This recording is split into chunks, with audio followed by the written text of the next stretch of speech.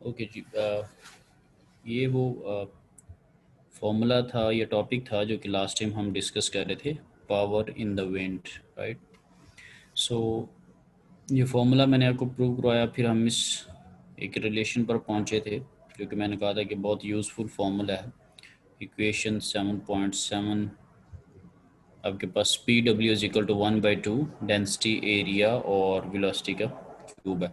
और इसमें एक इम्पॉर्टेंट चीज़ थी कि इसमें जो डेंसिटी है वो आपने 1.22 ली हुई थी, और उसके साथ दो चीज़ें मेंशन थी, टेम्परेचर और प्रेशर। तो प्रेशर और टेम्परेचर का जो है वो फ़र्क ज़रूर पड़ता है, उस पर भी ज़रा कमेंट कर लेते हैं। फिर मैंने आपको एक चीज़ बताई थी कि ये जो फार्मूला के अंदर एरिया है, ये अब जो भी ब्लेड जब घूमते हैं तो वो एक सर्कुलर शेप बना रहा था, एक सर्कल की शेप बना था, उसका एरिया का फॉर्मूला था पाई आर स्क्वायर, राइट। तो एरिया का अगर फॉर्मूला हमारे पास पाई आर स्क्वायर हो, ठीक है, और आपको पता है कि आर जो रेडियस होता है वो d/2 होता है, तो जब d/2 का स्क्वायर हम लेंगे तो सर्कल के फॉर्मूले को अगर रेडियस में लिखें तो that is a is equal to pi r square, और अगर उसको हम डाया की सेंस में लिखें तो a इज इक्वल टू पाई/4 डी स्क्वायर। तो ये जब हम न्यूमेरिकल वगैरह करेंगे या कुछ जो आपको टर्बाइन की डेटा शीट्स पढ़ने के लिए कही हुई हैं, तो जब आप देखेंगे तो आपको डायामीटर गिवन होगा, तो उस डाया से हम एरिया निकाल सकते हैं, डेंसिटी का भी हमें आइडिया होता है, और स्पीड प्रॉपरली हमें गिवन होती है। ठीक है जी। तो ये चीज़ें हमें हेल्प करेंगी न्यूमेरिकल्स को सॉल्व करना।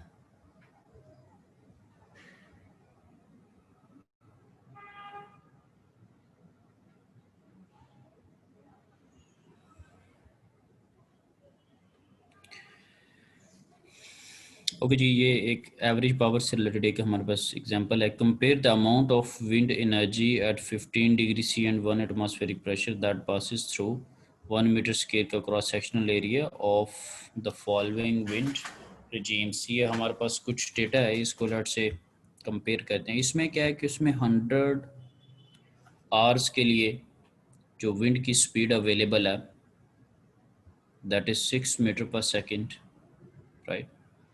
और पार्ट बी में हमारे पास 50 आवर्स के लिए स्पीड अवेलेबल है 3 मीटर पर सेकेंड, और 50 आवर्स के लिए अवेलेबल है 9 मीटर पर सेकेंड।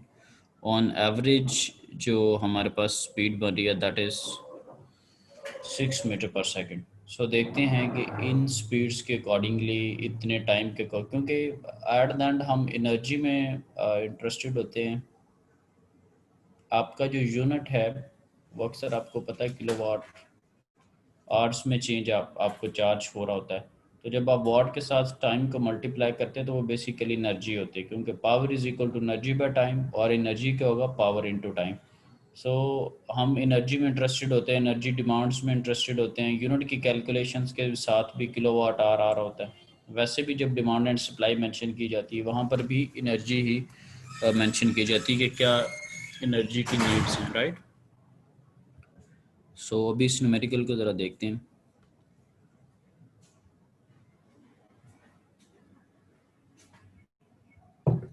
सो अगर हम एनर्जी की बात करें तो एनर्जी का आपको फॉर्मूला पता होना चाहिए कि that is power into time. ये जो मैंने हाईलाइट किया हुआ दैट इज़ द पावर, और उसके साथ जो चीज़ है that is the time. So power into time आपको क्या बता रही होगी, एनर्जी बता रही होगी।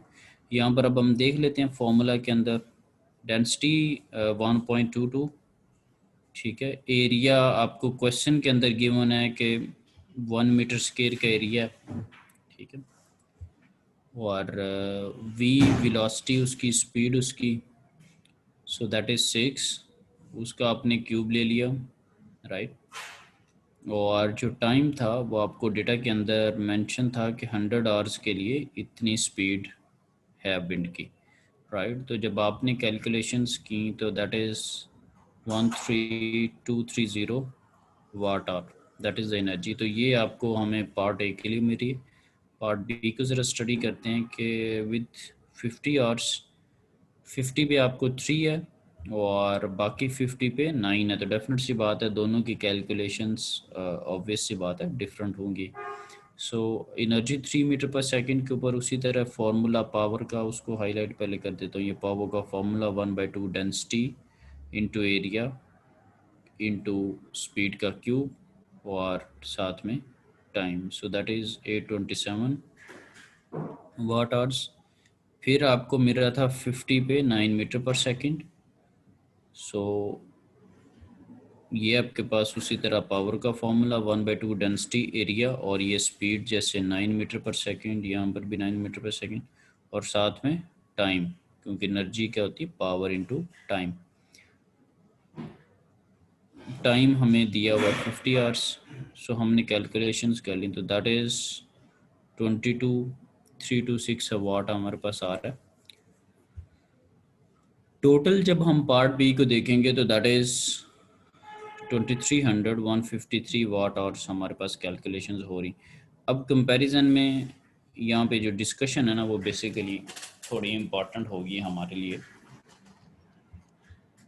इसको ज़रा रीड आउट करें फिर इस पे कमेंट करते हैं, क्योंकि हमने न्यूमेरिकल था वो तो सीधा सीधा उसको सॉल्व कर लिया। थोड़ी अंडरस्टैंडिंग इससे डेवलप होगी कि डिस्कशन के पार्ट में हमारे लिए क्या चीज़ है।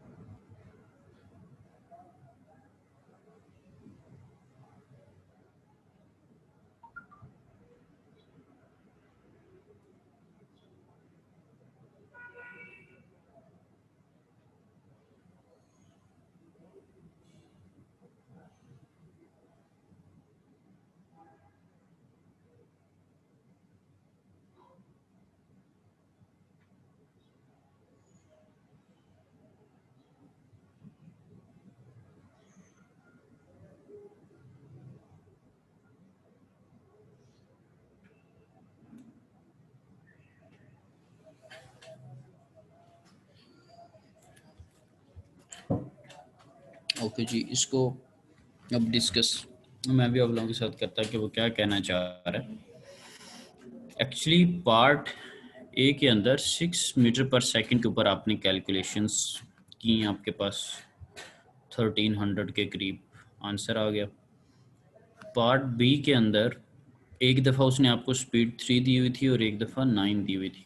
सो अगर आप हमने उसके अकॉर्डिंगली न्यूमेरिकल सॉल्व कर दिया, तो अगर हम जेन में देखें बेसिकली 50 आवर्स के लिए 3 है, 50 आवर्स के लिए 9 है। सो इन एवरेज अगर हम देखें तो हमारे पास 6 मीटर पर सेकंड स्पीड आई।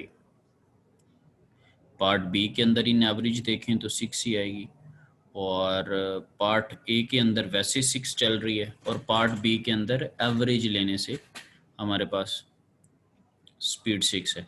अब लेकिन अगर मैं आंसर्स के अंदर डिफरेंस देखूं तो इसका 1300 है और इसका 2300, बहुत एक ह्यूज डिफरेंस है हमारे पास।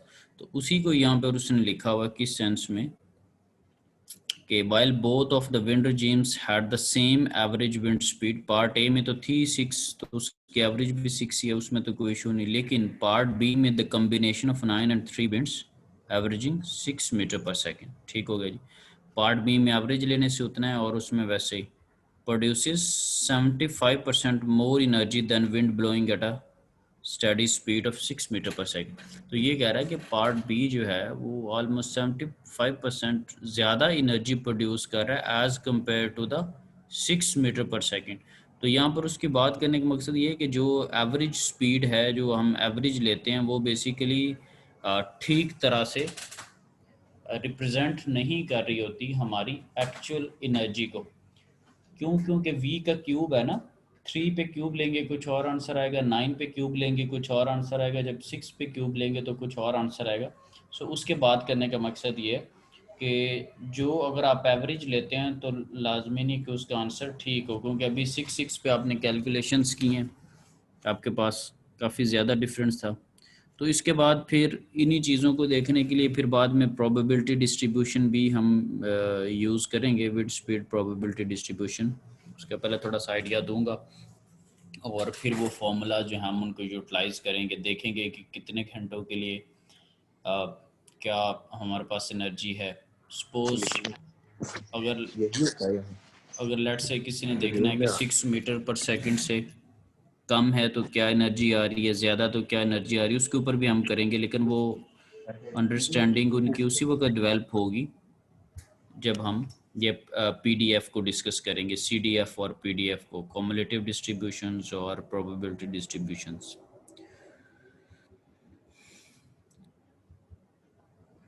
अच्छा, यहाँ पर कुछ शॉर्ट से कमेंट्स हैं जो कि मैं आपके साथ डिस्कस कर लेता हूँ।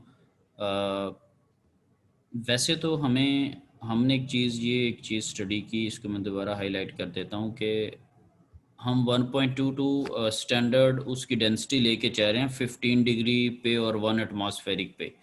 तो यहाँ पर थोड़ी बहुत इजम्पशंस और प्रूफ्स के थ्रू ये शो किया जाएगा कि टेम्परेचर जो है वो और आपके पास प्रेशर जो है, इन दोनों का डेंसिटी के ऊपर सम हो, थोड़ा बहुत डिफरेंस होता है, जिसको स्टडी हम कर लेते हैं। ये P V is equal to n R T, ये होपफुली आपने जो गैसेस लॉ हैं उनके अंदर ये रिलेशन देखा हुआ है, केमिस्ट्री के अंदर भी और थर्मोडायनामिक्स के अंदर भी।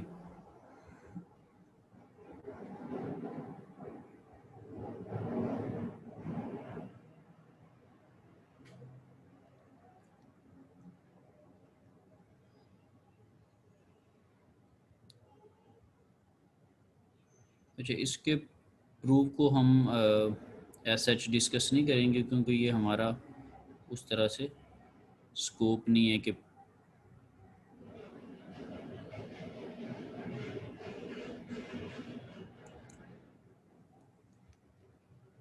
क्योंकि मैं तो कोर्स करवा रहा हूँ, मैं करवा दूंगा, मेरे लिए उसमें कोई इशू नहीं। लेकिन जस्ट अ सेकंड, ये हमारे पास एक रिलेशन आता है जस्ट आपको ये दिखाने के लिए कि डेंसिटी जो है वो 353 टाइम्स पी एटमॉस्फेरिक और टेम्परेचर। ठीक है, अगर आप चीज़ों को वेरी करते हैं, फॉर एग्जांपल अगर 1 एटमॉस्फेरिक और 30 डिग्री सी पे अगर आप कैलकुलेशंस करें तो डेंसिटी की ये वैल्यूज़ हैं। अब आपको यहाँ पे एक चीज़ ये मैं ज़रूर ज़हन में आई होगी, क्योंकि अमूमन हम 1.22 के ऊपर लिख रहे होते हैं एट 15 डिग्री सी और 1 एटमॉस्फेरिक प्रेशर, तो उस पर हमारे पास डेंसिटी की वैल्यू 1.22 आती। सो इन केस अगर 15 डिग्री सी और 1 एटमॉस्फेरिक जो स्टैंडर्ड है वो अगर नहीं है, और ये स्टैंडर्ड डेंसिटी हम अगर यूज़ नहीं करना चाहते, और प्रॉपरली अगर कोई प्रेशर और टेम्परेचर मेंशन है कि उस पर करें, तो फिर हम ये रिलेशन यूज़ कर सकते हैं। ये रिलेशन अब 7.10 हमारे पास क्या कह रहा है कि 353 मल्टीप्लाइड विद द प्रेशर और डिवाइडेड बाय टेम्परेचर। टेम्परेचर जो आप लेंगे वो केल्विन में है, जो आपको टेम्परेचर डिग्री सेल्सियस में गिवन होगा उसमें 273 ऐड करें, ये नीचे एग्जांपल के तौर पे मेंशन है। सो इन शॉर्ट, अगर स्टैंडर्ड डेंसिटी है, स्टैंडर्ड वैल्यूज़ हैं तो ठीक है, अदरवाइज प्रेशर और टेम्परेचर की वैल्यू प्लग इन करके हम वैल्यू निकाल सकते हैं। ये अब जो बार बार हम डेंसिटी यूज़ करें, ये 15 डिग्री सी और 1 एटमॉस्फेरिक प्रेशर पे होती है। प्रेशर के साथ रिलेशन पे मैं थोड़ा सा आपको बता देता हूँ। बाई डोंट नो कि आपने मेरे से तो नहीं पढ़ी थर्मो, शायद आपने मैम आसपास से पढ़ी थी, श्वेत साहब से पढ़ी थी थर्मोडायनामिक्स। मैम आसपास है सर। मैम आसपास है सर। ठीक है। अच्छा, अक्सर आपने उसमें पावर का एक फॉर्मूला देखा होगा, P is equal to P atmosphere की, थर्मो की बेसिकली बात करूँ क्योंकि कभी P atmospheric plus rho g h, शायद मैनोमीटर के ऊपर चैप्टर 1 के कुछ न्यूमेरिकल भी किए थे कुछ जी न्यूमेरिकल सर, देखा उसमें। है। हाँ जी, जी सर। ठीक है। ये किसी भी पॉइंट के ऊपर इसको मैं अगर पी एब्सोल्यूट कह लूँ, ये ऐसे भी होता था P2 is equal to P1 plus rho g h. Basically उसमें ये था, एक छोटा सा एक प्रूफ भी था कि हाइट को जैसे जैसे आप वेरी करते हैं ना, आपके पास प्रेशर चेंज होता है। फॉर एग्जांपल टॉप के ऊपर अगर मैं इसको कहूँ, अच्छा ये मैं इस बुक से भी बिल्कुल हट के एक ज़रा डिस्कशन कर रहा हूँ, अगर इस पे अगर आप देखिए टॉप पे पी एटमॉस्फेरिक प्रेशर आपके पास लग रहा होगा, फिर अगर आप मिडिल में देखें ना, मिडिल के ऊपर कुछ और प्रेशर होगा, इसके ऊपर जो इसके अंदर फ्लूइड होगा, ये कोई भी जो टैंक आपको अभी नज़र आ रहा है, इसके अंदर जो फ्लूइड होगा उसका आधा वजन है ये जो मैंने लाइन लगाई है। फिर मैं थोड़ी सी एक नीचे लाइन लगा देता हूँ, इसके ऊपर अब इन सारे पार्टिकल का वेट है। मैं बिल्कुल बॉटम पे आ जाता हूँ, तो बॉटम में सबसे ज़्यादा प्रेशर होगा। क्यों? क्योंकि एक तो PATM लग रहा है और ऊपर वाली जो लेयर्स हैं, ठीक है, जैसे आप कुश्ती कर रहे हो तो नीचे वाला जो बंदा है उसके ऊपर अगर 4 बंदे बैठे हैं और डेफिनेट सी बात है उसके ऊपर सबसे ज़्यादा फोर्स एक्सर्ट हो रही है। जो बिल्कुल टॉप पे बैठा है वो उसे फील भी नहीं हो रहा होगा, उसके ऊपर जस्ट पी एटमॉस्फेयर की। तो जैसे जैसे आप लेयर्स ऐड करते जाते, तो ये बेसिकली लेयर्स ऐड करने का क्या मतलब है, या ये जो मैं कह रहा हूँ कि लेयर्स ऐड, अगर आप इस चीज़ को देखें तो ये क्या है, जी डायरेक्शन में, ये आपके पास हाइट ही है, या दूसरे लफ्ज़ों में क्या है, ये अल्टीट्यूड है। यानी कि जैसे जैसे आप ऊपर जा रहे हैं या नीचे आ रहे हैं, अब ये ऊपर नीचे कौन जाता है, बेसिकली जब आपके पास विंड टर्बाइन होती है तो आपको पता है हब के ऊपर आपने जो है वो ब्लेड्स लगाने, पोल की हाइट होगी ना सर्टेन, जी सर। ठीक है। ये लेट से आपके पास अगर टर्बाइन है तो ये आपके पास, ये मैं बना रहा हूँ साथ साथ, उम्मीद है आपको नज़र आ रही होगी, ये हमारे पास हब होती है ना जिसको हम हब हाइट कह रहे होते हैं, ठीक है, वही हमारे पास जो को अभी रो जी एच, इसमें वही एच का एलिमेंट है, रो क्या डेंसिटी, जी क्या ग्रेविटी और एच क्या हाइट।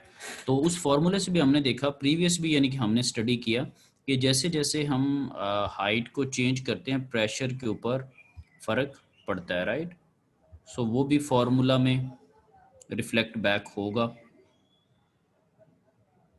अब यहाँ पर अगर देखें उसी चीज़ को, उसने एक स्मॉल पोर्शन लेके कि ये लिखा हुआ DP यानी कि change in pressure divided by DG is equal to minus rho g h. अब सपोज मैं इसको अगर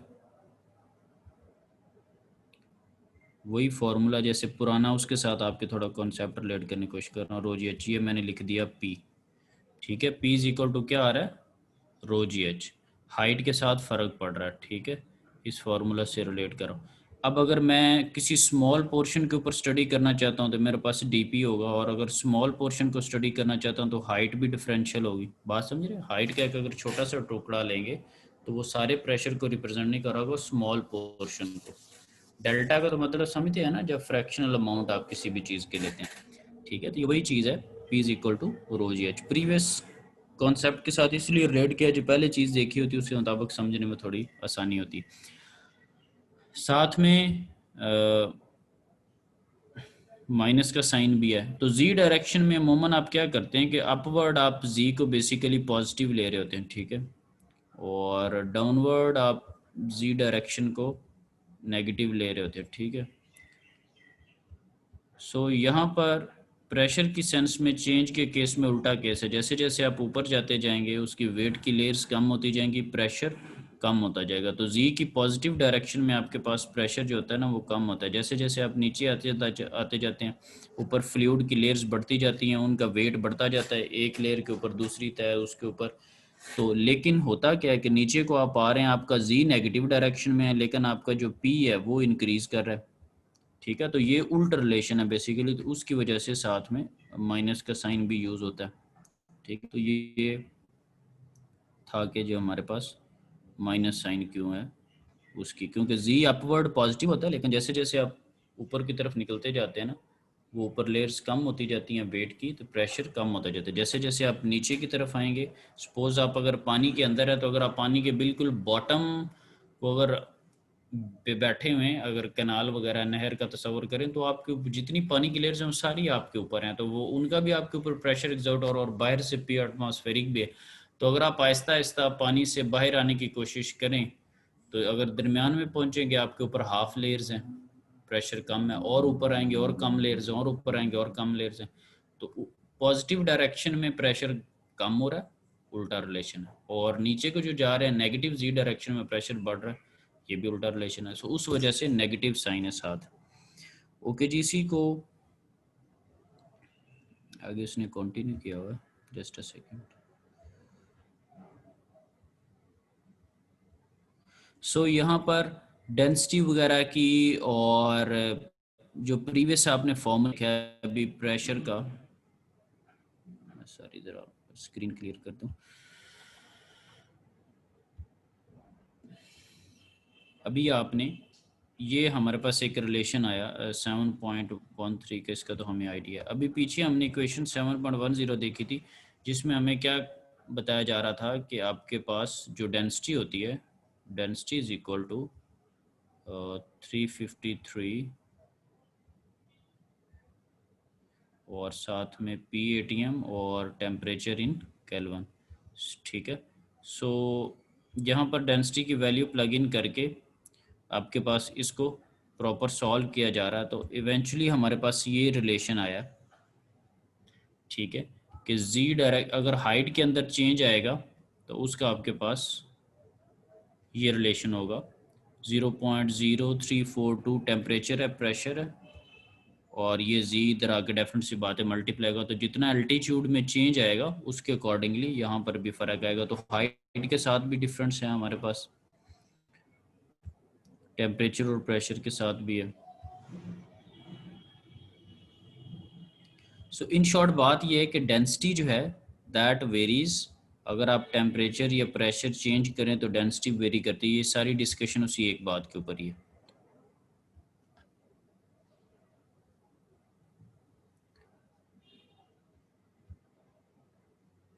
अब ये आपके पास एक नेट रिजल्ट आया। ठीक है, कि हाइट को अगर आप चेंज करें तो डेंसिटी के ऊपर क्या फ़र्क पड़ रहा है। 353 एक्सपोनेंशियल और 0.034 और जी उसकी हाइट, टेम्परेचर इन केल्विन। ठीक है, यहाँ पे बताया भी हुआ है कि टेम्परेचर केल्विन में और जी मीटर में। अच्छा, ये बहुत जो डिफरेंट चीज़ें होगी, इनको आसानी के लिए एक न्यूमेरिकल देखते हैं, उससे चीज़ें बहुत बेहतर हो जाएंगी। ओके जी, फाइंड द पावर डेंसिटी। अच्छा, एक और चीज़ है, जब कोई चीज़ लिखी होती है उसके यूनिट्स या उसकी वर्डिंग हमें बड़ा जो है ना वो हेल्प आउट कर रही थी। अगर उसने यहाँ पर पावर डेंसिटी का वर्ड यूज़ किया तो आगे उसने वाट नहीं लिखा, आगे उसने लिख भी दिया कि वाट पर मीटर स्क्वायर ना। So find the power density watt per metre square in 10 metre per second winds at an elevation of 2000 metre. अब आप एक 2000 मीटर हाइट के ऊपर हैं, तो यहाँ पर हवा का प्रेशर कुछ और होगा। लास्ट टाइम भी शायद आपकी हाँ आपको ही मैंने एग्जांपल वगैरह दी थी कि अगर आप छत के ऊपर हैं, 3-4 मंजिला अगर छत है रूफ टॉप के ऊपर, आपके ऊपर कुछ और प्रेशर, कुछ और एयर का कम्बिनेशन होगा। ग्राउंड पे खड़े हुए ज़मीन के ऊपर कुछ और कम्बिनेशन होगा। 2000 फीट की बुलंदी पर पहुँच चुके हैं, कुछ और होगा। सो जो कि ये देखें 6500 फीट बनता है अंडर टेम्परेचर ऑफ 25, जो कि केल्विन में 298 बनता है। तो अब ये वो 15 degree C and 1 atmospheric pressure वाला सिनेरियो नहीं है। Compare that to the power density under standard conditions. ये देखें, उसने कहा इसके साथ आंसर निकालो और स्टैंडर्ड के साथ फिर इसको कंपेयर कर देना। तो हमने जो एलिवेशन की वजह से जो फ़र्क पड़ता है उसका हमने अभी ऊपर इक्वेशन पढ़ी 7.17, जिसको अभी रिसेंटली डिस्कस करके आ रहा हूँ कि 353 एक्सपोनेंशियल। ठीक है, ये साथ में कांस्टेंट, साथ में हाइट इन मीटर्स, पूरा लिखा हुआ जेन में रखना। स्टैंडर्ड में क्या होता है, temperature in kelvins divided by the temperature. ये आपके पास डेंसिटी की वैल्यू। और अब डेफिनेट सी बात है ये 1.22 नहीं है, फ़र्क पड़ेगा। ठीक है, अच्छा, जो इस तरह के फार्मूलाज होंगे यानी कि ये 353 टाइप और इस तरह के, तो ये आपको यानी कि प्रोवाइड कर दूंगा मैं। अब वो जो पावर का सपोज जैसे बेसिक फार्मूलाज है कुछ के, एरिया पाई आर स्क्वायर होता है या power is equal to 1/2 density area into we cube, ऐसे की तो नहीं करें। ठीक है, जो थोड़े डिफरेंट से हैं वो आपको प्रोवाइड कर दिए जाएँ, बुनियादी चीज़ें नहीं। ओके जी, अब हमने तो ये सिर्फ डेंसिटी निकाली है। डेंसिटी तो हमारा पर्पस नहीं है, हमने तो basically power density find out करना है, वाट पर मीटर स्क्वायर। सो ये फार्मूला जिसको मैंने हाईलाइट किया, कोई बता सकता है कि ये फार्मूला किधर से आ गया? ये जिसको मैंने हाईलाइट करके छोड़ दिया, P by area is equal to 1/2 density into we cube.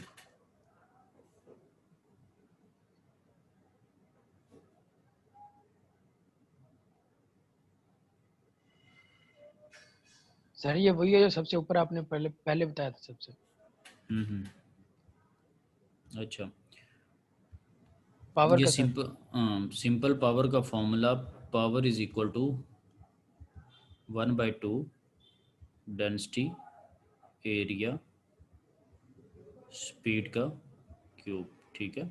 सो उसी फॉर्मूला से हमें उसने कहा पावर डेंसिटी फाइंड आउट करें, तो नो इशू, हमें पता है कि एरिया से उसी एरिया को इधर ले आओ, ठीक है जी। So P by is equal to 1/2 density into we cube, values plug in कर दें तो ये आपके पास 470 वाट। अब आपने स्टैंडर्ड डेंसिटी नहीं ली हुई, जो कैलकुलेशन वो ली अंडर स्टैंडर्ड कंडीशंस आप कर लेते हैं। अंडर स्टैंडर्ड कंडीशन देखें 1.22 लिया हुआ, तो अंडर स्टैंडर्ड कंडीशन ये आपको 612 आंसर आ रहा है, right. So that is a 23% decrease in power density at the higher elevation and temperature. So अगर आप हाई एलिवेशन के ऊपर जा रहे हैं, ठीक है, सो उसमें क्यों, क्योंकि जैसे जैसे ऊपर जाते जाएंगे हवा का जो प्रेशर है वो डिस्टर्ब करेगा आपकी एनर्जी को। सो यहाँ पर हमें एक चीज़ जो यानी कि इसको देख के मेरे जहन में आती है, ये जो वैसे पॉइंट मेरे जहन में आता है कि हमें अब सपोज अक्सर आपने हब हाइट पढ़ा या देखा होगा कि वो 100 मीटर्स के ऊपर है या 150 मीटर्स के ऊपर टावर की या हब की हाइट है, पोल है उसके ऊपर नेसेसर गिर करी, तो किसी के जहन में ये होता होगा कि जैसे जैसे अब ऊपर ही निकलते जाएं, पोल थोड़ा ज़्यादा कर लें तो ऊपर जी बहुत हवा होगी, तो जो हमारा मोमेंट कॉन्सेप्ट था, ऐसे नहीं, एक रीजनेबल हाइट पे हमें सारा कुछ करना है। अगर आप बहुत ज़्यादा हाइट को चेंज करते हैं, बहुत ज़्यादा टॉप एलिवेशंस पे जाते हैं, तो उस पर उल्टा रिडक्शन है। ये तो साफ ज़रा अब उसने कैलकुलेशन ही 2000 पे की हैं। अगर आप एक रीज़नेबल पे 100 पे या 150 पे ये इस तरह की करें तो उतना आपके पास रिडक्शन नहीं होगी, ठीक है।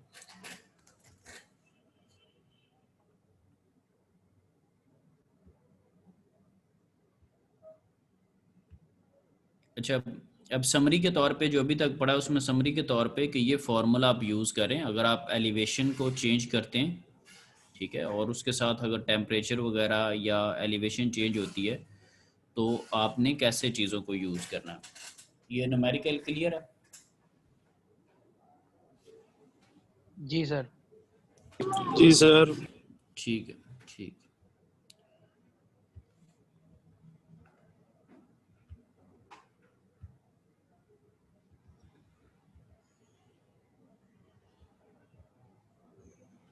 अच्छा, इसको एक दफ़ा ज़रा स्टडी करें क्योंकि पढ़ने से फिर मुझे बताने में थोड़ी आसानी होती।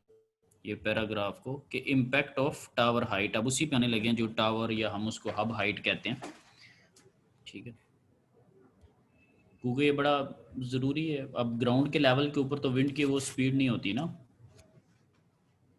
क्योंकि वहाँ पे तो फ्रिक्शन है ग्रास के साथ, प्लांट्स के साथ, बिल्डिंग्स के साथ, रोड्स के साथ।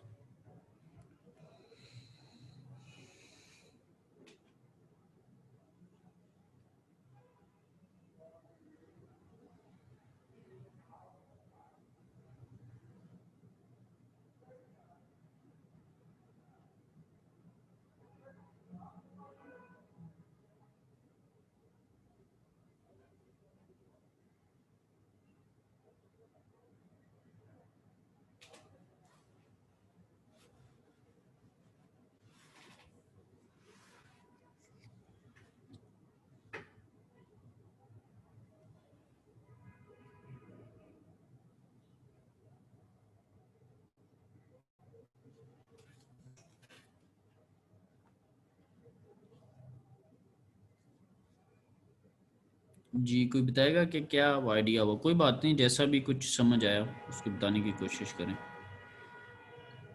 सर आपने यही बताया कि जो हाइट होती है ना हब की, मतलब जी जी विंड में जब हम पावर कैलकुलेट करते हैं तो जी जी उसमें हब की जो हाइट है टावर की वो बहुत इफेक्ट करती है प्रेशर पे।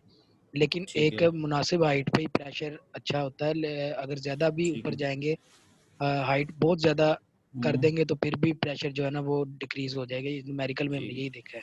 ठीक है। ये बिल्कुल आपकी बात ठीक है। ये यानी कि प्रीवियस प्रीवियस जो टॉपिक था पावर इन द विंड, उसका प्रेशर के साथ रिलेशन, उसमें हमने देख लिया। अब ये जो अभी करंटली हाईलाइटेड है इसको स्पीड की सेंस में यानी कि यहाँ पर इस पैराग्राफ में डिस्कस किया गया। तो स्पीड की सेंस के ऊपर कमेंट करें कि अगर हाइट चेंज होती है तो विंड की स्पीड किस तरह की होगी, उसके ऊपर यानी कि अब कमेंट करना हमने।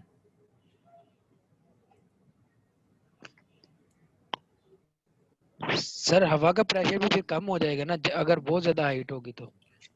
नहीं मैं देखिए मैं आपकी बात समझ रहा हूँ, इत्तेफाक भी कर रहा हूँ फिलहाल, क्योंकि हम टॉपिक वाइज जा रहे हैं ना। प्रेशर की रिस्पेक्ट से हमने जो टॉपिक था ना वो डिस्कस कर लिया, ठीक है। अब टॉपिक का एलिमेंट कुछ और है, क्योंकि हमने एक ब्रॉडर स्पेक्ट्रम में देखा ना तो वो प्रीवियस टॉपिक था वो हमारा कवर हो चुका है और उस पर हम सारे ने एग्री भी किया। आपने जितनी बातें की मैं उससे इत्तेफाक कर रहा हूँ। अब स्पीड की बात वही कर रहा हूँ ना, अब स्पीड की सेंस में कमेंट है ना, अब किसी एक नुक्ते को तो नहीं ना डिस्कस करना हमने, दैट इज़ ओवर नाउ, वो हम डिस्कस कर चुके हैं। स्पीड के ऊपर कमेंट करें ना, ये मेरे ख्याल से ये जो पैरा होगा इसके ऊपर तो कहीं भी प्रेशर के ऊपर तो कमेंट नहीं है, ये जो मैंने हाईलाइटेड किया हुआ। हाँ जी, और कोई बताया ज़रा कि ये जो पैराग्राफ है इससे क्या अंडरस्टैंडिंग डेवलप हुई आप लोगों की।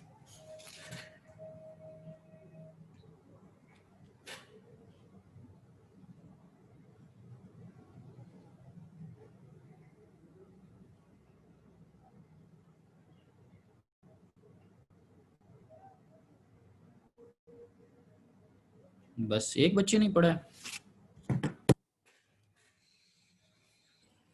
सर वो यही कह रहा है कि फर्स्ट जो फ्यू जी जी हंड्रेड है उनमें सर वो ग्राउंड पे जब होगा तो उसको फ्रिक्शन की वजह से प्रॉब्लम आएगी, तो इस वजह ठीक से है। सर उसकी जो हाइट है वो सर इम्पैक्ट करती है उसके ऊपर सर टावर की। हम्म, ठीक है। ठीक है जी, और कोई कमेंट?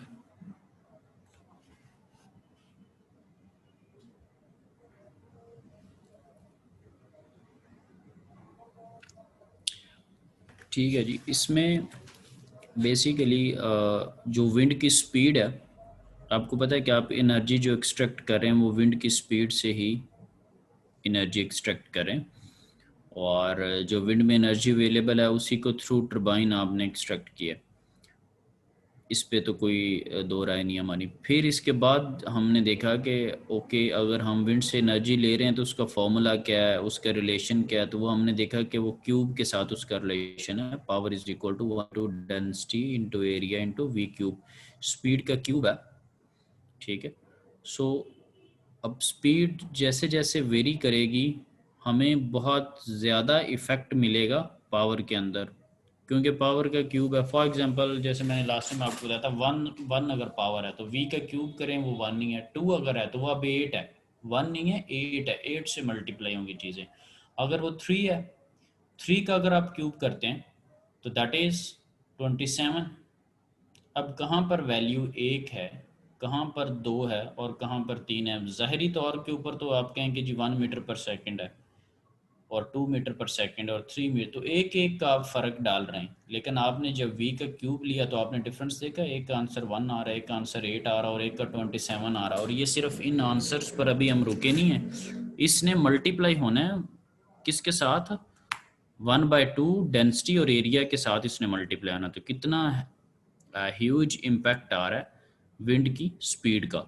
और अब यहाँ पर उसके बाद क्या डिस्कस किया गया कि अगर आप ग्राउंड के ऊपर है ना, ज़मीन के ऊपर अगर आप देखें तो कुछ लेवल्स के ऊपर आपको ग्रास मिलेंगी, प्लांट्स मिलेंगे, बिल्डिंग मिल सकती है, कोई चीज़ खड़ी हो सकती है। तो ये सारी हवा की स्पीड के अंदर रुकावटें हैं।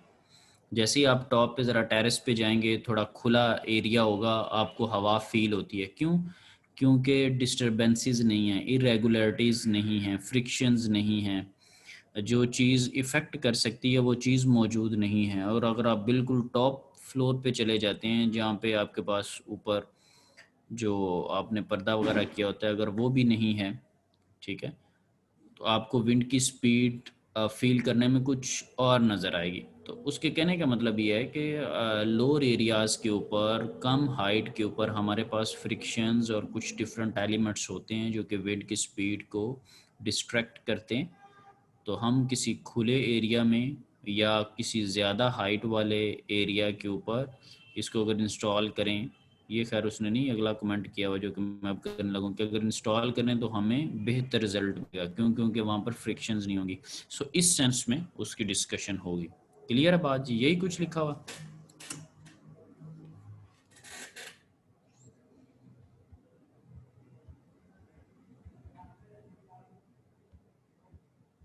जी सर क्लियर है। चलें जी, अब इसी चीज़ को उसने कवर करने के लिए आप यहाँ पर देखें कि यहाँ पर हमारे पास एक हेडिंग है, friction coefficient for various terrain characteristics. ठीक है, ये इलाके को कहते हैं, जैसे आपके पास टेरिटरी होता है, या इस्लामाबाद की नंबर प्लेट्स पे आपने अक्सर देखा ना, ICT इस्लामाबाद कैपिटल टेरिटरी। सो ये डिफरेंट हमारे पास एरियाज़ की बेस के ऊपर, डिफरेंट प्लेटफॉर्म्स की बेस के ऊपर हमारे पास फ्रिक्शन के कुछ कोफिशिएंट्स। अगर आप इसको देखें, ये लिखा हुआ है smooth hard ground com water, उसके ऊपर 0.1 है। टॉल ग्रास घास है, उसके ऊपर फ्रिक्शन का कोफिशिएंट 0.15 है। हाई क्रॉप्स, ठीक है, जैसे बड़ी फसलें होती हैं आपके पास, अब सपोज वीट की है या पैडी राइस की है या आपके पास गन्ना वगैरह, तो उनकी हाइट काफ़ी ज़्यादा होती है। कई जगहों के बांस पे जब काश्त किए थे उनके, तो वो और कुछ है। कंट्री साइड मैनी ट्रीज, ठीक है, और बढ़ती जा रही है फ्रिक्शन की value. Small town with trees and shrubs, इनकी वैल्यू जो है वो 0.3 है। ठीक है, large city with tall buildings like, ये जैसे सपोज हम लाहौर को कंसिडर कर लेते हैं, या और जो मेगा सिटीज़ हैं वहाँ पर कुछ और है। तो ये वही कोई आगे इंडोर्स कर रहा है।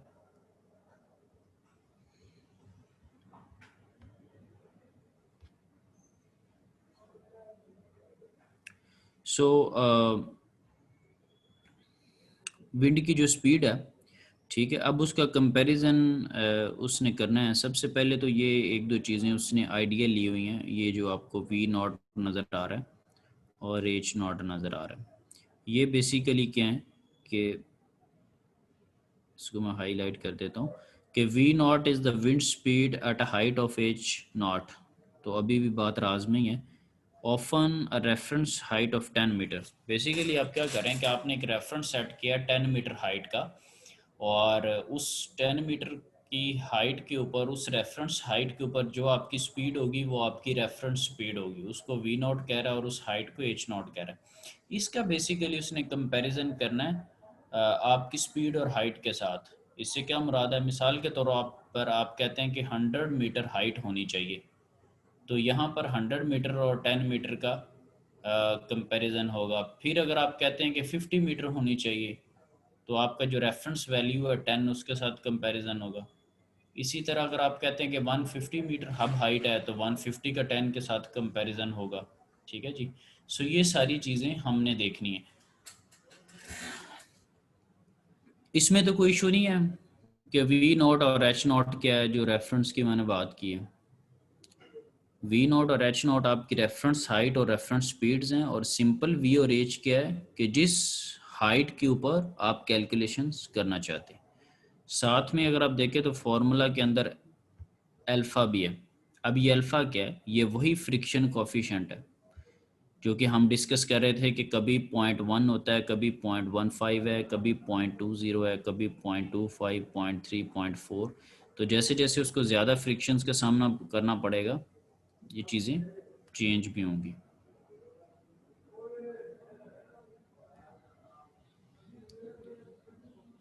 ओके जी, ये जो फॉर्मूला आप देख रहे हैं इक्वेशन 7.18, इसको हम हेलमैन एक्सपोनेंट भी कहते हैं। ठीक है, इसी तरह का हमारे पास एक और स्टैंडर्ड है जो कि यूरोपियन यानी कि फॉर्मूला है इसी चीज़ को एनालाइज करने का। ठीक है, V/V0 और नेचुरल लॉग है H/L, और नेचुरल लॉग है नीचे H0/L। सो अगर हमने यूरोपियन अप्रोच को देखना हो तो हमारे पास जो इक्वेशन है दैट इज़ 7.19, और अगर अमेरिकन अप्रोच के थ्रू देखना हो US स्टैंडर्ड के ऊपर, तो दैट इज़ ये जो आपके पास V/V0।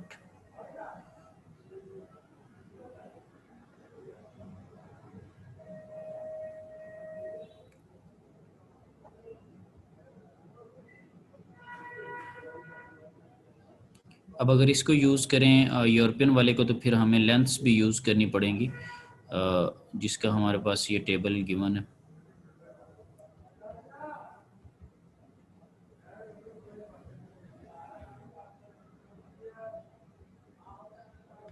यहाँ पर हमारे पास एक्स एक्सिस के ऊपर विंड स्पीड की रेशियो बनाई गई है वी ओवर वी नॉट। अब वी नॉट क्या है कि जो आपने रेफरेंस हाइट ली हुई है उसके ऊपर जो स्पीड होगी, और वी किसी भी हाइट के ऊपर जो आप स्पीड कैलकुलेट करना चाह रहे हैं। सो ये वो हाइट्स हैं, लेट्स से 40 के ऊपर क्या वैल्यू है, 80 के ऊपर क्या वैल्यू है, 120 के ऊपर क्या है, 160 के ऊपर क्या है।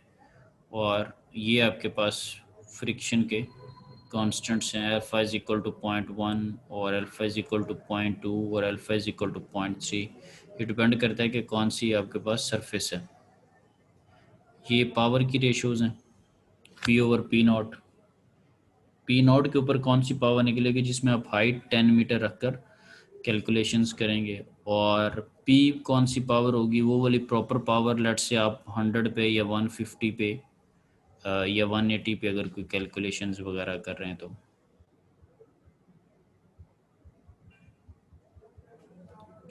ये पावर का भी एक फॉर्मूला है। अच्छा, ये जो सारे आपको रिलेशंस बताए हैं ना मैंने हाइट के साथ, ये टॉपिक अभी इनकम्प्लीट है क्योंकि इसका न्यूमेरिकल अभी टाइम की वजह से डिस्कस नहीं हो सकता।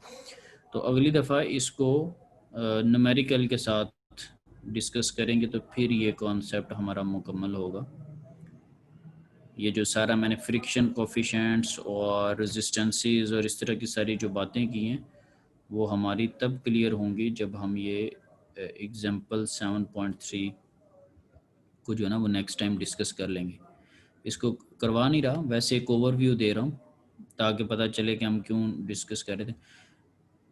ये अगर एक चीज़ को आप देखें ना कि ब्लेड जो बॉटम पे आया हुआ ना, अब इसकी हाइट कुछ और है, ये जो टॉप है इसकी हाइट कुछ और है, यहाँ पर कुछ और स्पीड है, नीचे वाली साइड पे कुछ और स्पीड है। सो हम डिफरेंट चीज़ें देखेंगे। देखिए इसकी हाइट 80 है, इसकी जो हाइट है रेफरेंस हाइट वो 50 है।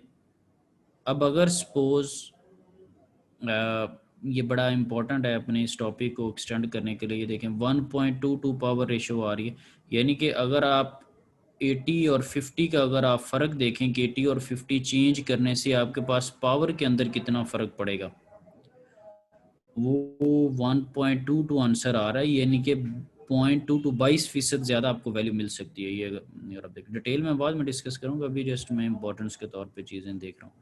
22% मोर पावर अवेलेबल है अगर आप 50 की बजाय 80 मीटर की हब हाइट लगा देते हैं। ये जो हाइट है अगर 50 की बजाय 80 का टावर लगा देते हैं तो 1.22 का फ़र्क आएगा। तो ये एक बड़ा ज़रूरी है कंपैरिजन।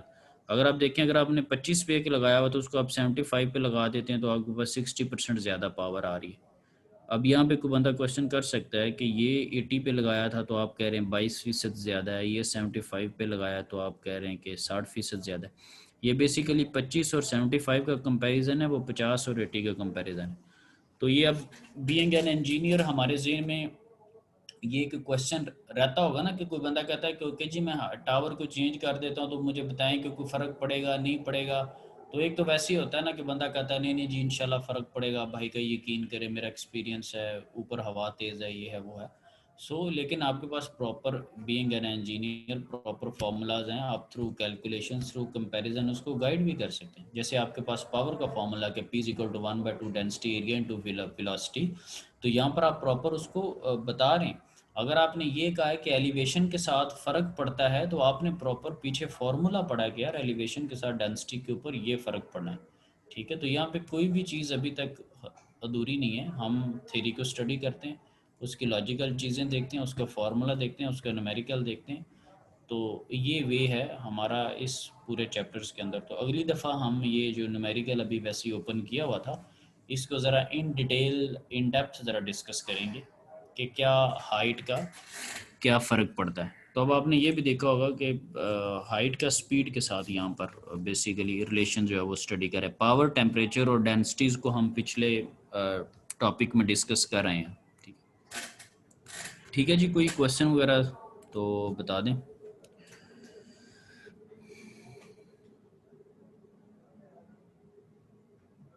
ठीक है जी, मीटिंग को ठीक है जी मैं एंड कर रहा हूँ। अल्लाह हाफिज़।